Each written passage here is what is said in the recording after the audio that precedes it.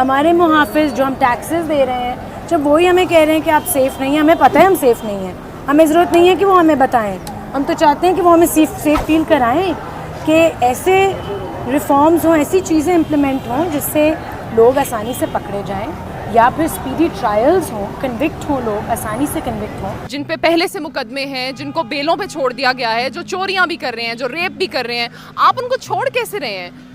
तो हमारे तो लॉ में हमारी हिफाजत नहीं है, और अगर है हमारे लॉ में तो उसको ये लॉ मेकर्स इम्प्लीमेंट ही नहीं कर रहे हैं। तो क्या फ़ायदा है यहाँ पे? या तो हम सब अपने पास बंदूकें रखें और फिर हमें कोई ना रोके कि कोई आदमी हमारे पास आए और कुछ भी करने की कोशिश करे तो हम उसे उड़ा दें, इसके अलावा हमारे पास कोई चारा रह नहीं जाएगा। तो इसलिए हमारी अपील ये है हमारे लॉ से, हमारी स्टेट से, कि आप टाइम से कुछ कर लें, क्योंकि बहुत सारे लोगों के लिए तो टाइम निकल चुका है ना, उनके तो रेप हो गए हैं।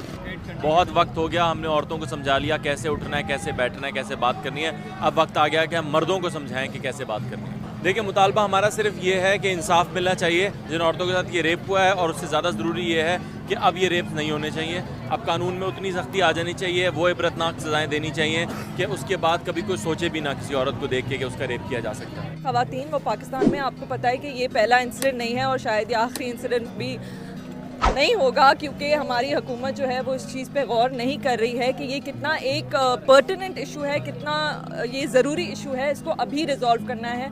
तो हम अपनी तरफ से एक आवाज़ उठा रहे हैं ताकि ये प्रेशर पड़े हमारी गवर्नमेंट पे, हमारे ऑफिशियल्स पे, कि वो इस चीज़ को औरत की जिम्मेदारी नहीं समझें। हमें, आपकी जॉब है कि आप प्रोटेक्ट करें, आप पुलिस फोर्स हैं, आपका काम है ये।